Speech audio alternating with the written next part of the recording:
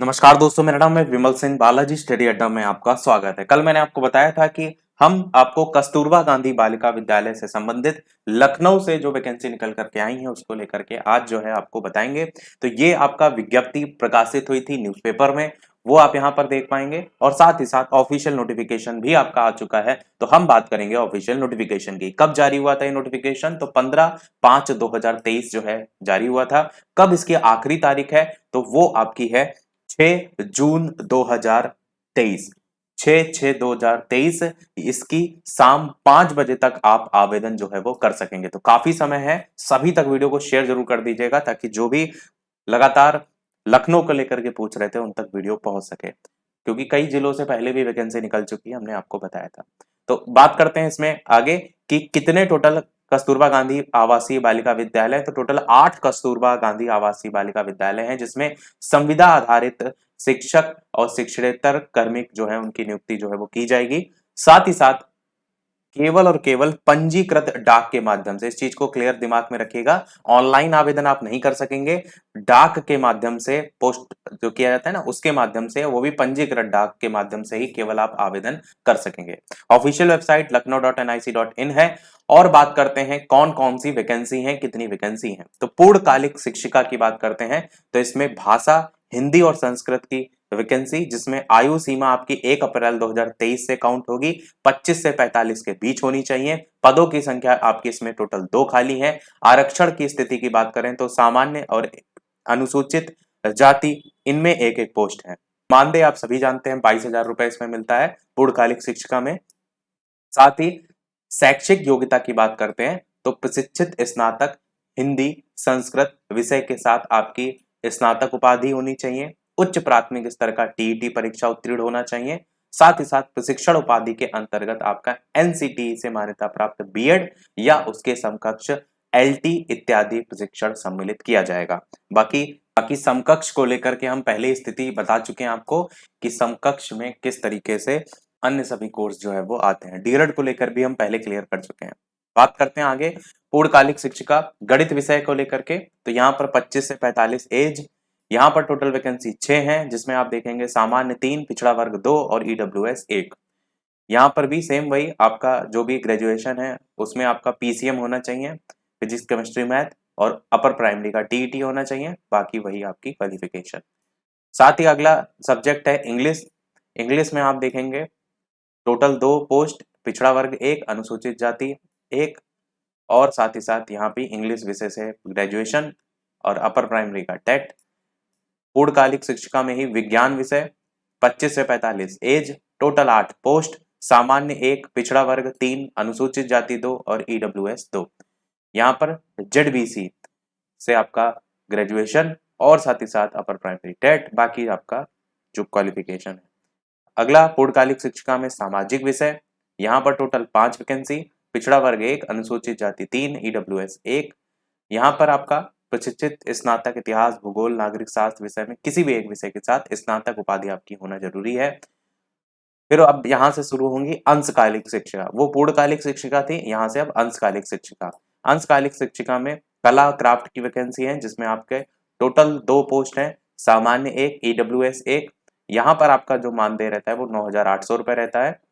स्नातक उपाधि सहित प्रशिक्षण उपाधि कला क्राफ्ट संगीत विषय के साथ स्नातक उपाधि होना चाहिए, सबसे पहले तो ये। उसके अलावा अपर प्राइमरी का टेट होना चाहिए और साथ ही साथ एनसीटीई से मान्यता प्राप्त। बाकी आपका प्रशिक्षण उपाधि के अंतर्गत एनसीटीई से मान्यता प्राप्त बीएड या उसके समकक्ष एलटी इत्यादि प्रशिक्षण। ये जो इत्यादि वगैरह है ना, इसमें सब डीएलएड आ जाएंगे आपके। अगला है आपका अंशकालिक शिक्षिका कंप्यूटर विषय, 4 टोटल पोस्ट हैं। इसके अलावा सामान्य 1, अनुसूचित जाति 2, ईडब्ल्यूएस 1। इसके अलावा एनसीटीई से प्राप्त आपका बीएड या उसके समकक्ष। इसके अलावा इसमें एलटी ग्रेड वगैरह भी शामिल होंगे। कंप्यूटर से आपका कोर्स पीजीडीसीए, बीसीए या फिर बीएससी कंप्यूटर साइंस या स्नातक साइट डीओआईएसीसी डोइक जिसको हम कहते हैं, या समकक्ष जो संस्था है उससे ओ लेवल का कोर्स। इसके अलावा इसमें अंशकालिक शिक्षिका में शारीरिक शिक्षा की भी पोस्ट है। इसमें भी सेम वही आपका बीपीएड या आपका सीपीएड या डीपीएड आदि होना चाहिए। टीटी इसमें देखेंगे तो अनिवार्य नहीं है। ऊपर वाले में अपर प्राइमरी का टीटी परीक्षा उत्तीर्ण होना चाहिए था, कंप्यूटर वाले में, पर शारीरिक शिक्षा में टीईटी अनिवार्य नहीं है। अब यहाँ से थोड़ा सा और पोस्ट अलग से लेखाकार की पोस्ट है। लेखाकार में आप देखेंगे टोटल 4 पोस्ट है। अन्य पिछड़ा वर्ग 1, अनुसूचित जाति 2, ईडब्ल्यूएस 1। यहाँ पर जो मानदेय रहता है वो 11,000 रुपए रहता है। इसमें ग्रेजुएशन में वाणिज्य एमएस ऑफिस पर कार्य का ज्ञान अनिवार्य है। इसके अलावा लेवल आपका कंप्यूटर शिक्षा में डिप्लोमा की दशा में अभ्यर्थी को चयन में वरीयता दी जाएगी। बाकी ये लिखा है वरीयता दी जाएगी, ये कंपलसरी नहीं है। केवल आपका कंपलसरी ये है स्नातक वाणिज्य एमएस ऑफिस पर कार्य करने का। कॉमर्स से मतलब आपका ग्रेजुएशन जरूरी है और एमएस ऑफिस पर काम करने आपको आना चाहिए, तो वो तो आप सीख सकते हैं। मेन ग्रेजुएशन आपका चाहिए होगा किससे? कॉमर्स से। बाकी आपका कंप्यूटर का अगर कोई कोर्स है तो उसमें वरीयता दी जाएगी, वो कंपलसरी नहीं है। चौकीदार पूर्णकालिक, इसमें देखेंगे तो टोटल 2 पोस्ट हैं, ईडब्ल्यूएस 1, सामान्य 1। और यहाँ पर कक्षा 8 केवल आप पास होने चाहिए और कोई प्रकार की आपको बीमारी नहीं होनी चाहिए। चपरासी की भी पोस्ट है जिसमें आपकी टोटल 2 पोस्ट हैं, पिछड़ा वर्ग 1, अनुसूचित जाति 1। यहाँ पर भी कक्षा 8 उत्तीर्ण चाहिए। मुख्य रसोइया पूर्णकालिक और सहायक रसोइया पूर्णकालिक, इसमें आपका 2 और 6 पोस्ट है, जिसमें सहायक रसोइया में ज्यादा है। मुख्य रसोइया में देखेंगे अनुसूचित जाति की 1 पोस्ट है, ईडब्ल्यूएस की 1 है। परंतु सहायक रसोइया में देखेंगे तो अन्य पिछड़ा वर्ग 2 पोस्ट, अनुसूचित जाति 2 पोस्ट, ईडब्ल्यूएस 2 पोस्ट। और कुल मिलाकर के यहाँ पर सभी में मानदेय दिया गया है सामने 5,750, 6900, 5175 इस तरीके से। और क्लास 8th इन चारों में ही आपका पासिंग मार्क्स जो है वो मांगे जाते हैं। कोई आपको बीमारी ना हो, बस इतना। बाकी जो रसोइया है इसमें आप खाना बनाने में एक्सपर्ट होना चाहिए, ऐसा इसमें लिखा भी रहता है, आगे देखेंगे आप, जिसको पाक कला विद्या जो है वो कहते हैं। अब यहाँ पर ये भी देखिए चयन किस आधार पर होगा। तो पूर्णकालिक शिक्षिका, अंशकालिक शिक्षिका और लेखाकार, इन तीनों के पदों पर चयन मेरिट के आधार पर किया जाएगा। लेखाकार के पद हेतु एमएस ऑफिस पर कार्य करने का ज्ञान अनिवार्य होना चाहिए, ये लिखा हुआ है।